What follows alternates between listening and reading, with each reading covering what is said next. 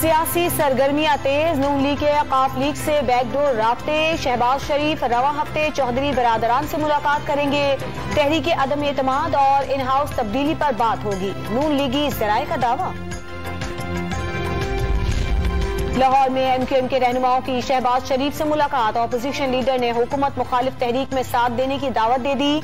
तजावीज कयादत के सामने रखेंगे। आमिर खान की यकीन दहानी। मुत्तहदा कयादत की चौधरी परवेज इलाही से मुलाकात। हुकूमत के इत्तेहादी लेकिन फैसला करने में आजाद हैं।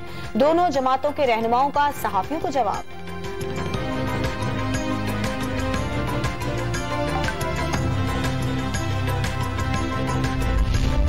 बलूचिस्तान में दहशतगर्दी के लिए बैरूनी फंडिंग होती है। सूबों को इतना तरक्की याफ्ता बना देंगे कि तकरीबकारों की बात सुनने वाला कोई नहीं होगा। वजीर आजम का नोशकी में दहशतगर्दों का हमला पसपा करने वाले जवानों को खराज तहसीन। रेंजर्स और एफसी की तनख्वाहों में 15% इजाफे का ऐलान।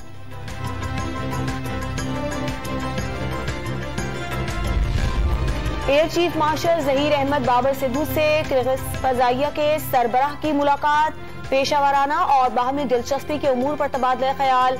दोनों ममालिक की फजाई अफवाज के दरमियान ताल्लुकात को मजीद फरोग देने पर इत्तेफाक।